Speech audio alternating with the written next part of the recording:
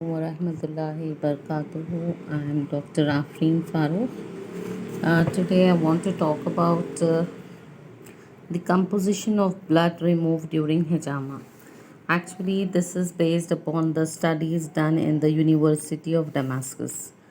So there is a bit of science in it, inshallah. If we understand, I'll try to present it in a very simple way. I'm talking about the blood which is collected in these cups once we do hijama.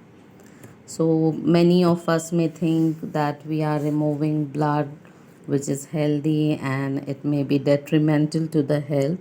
So actually, that's not the case. It's very good for us if we get our hijama done. It's going to detox our body. So there was this study done in Damascus where they have found that the blood which is collected contains hypochromic cells, Burr cells and target cells. So I'll just talk about a little bit about these cells. These cells are in high concentration in patients with anemia. They appear paler than normal red blood cells, and the concentration of these types of cells in healthy individual is less than 5%. So blood removed in hijama, however, has high number of these cells. These are the cells which are hypochromic cells.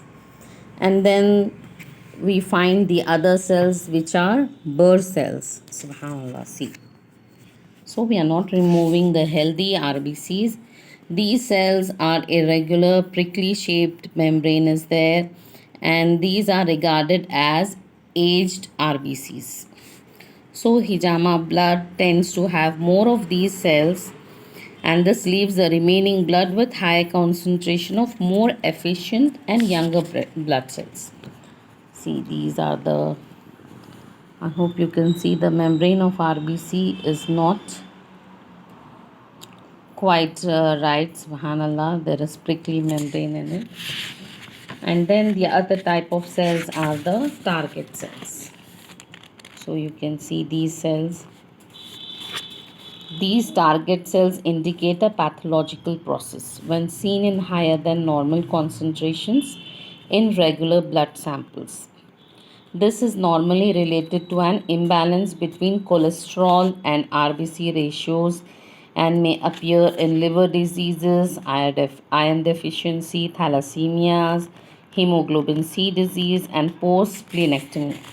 So, again, the hijama is removing all the bad cells, that is, the aged RBCs, the target cells, and then, subhanallah, we also see that there is less number of WBCs. What are WBCs? These are the policemen. Subhanallah, they fight infections. So this indicates that while removing unhealthy aged cells does not adversely affect the concentration of healthy white blood cells. That means the white blood cells are less in the blood of cup. In this cup, when we have examined under microscope, subhanallah, they have found that WBCs are less.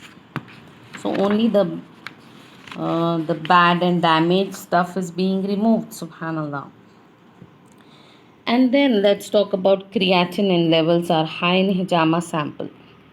Hijama assists in reducing the creatinine load and thereby helps to detox the body of this substance, subhanallah. So why is it called detox? You might have heard it a lot.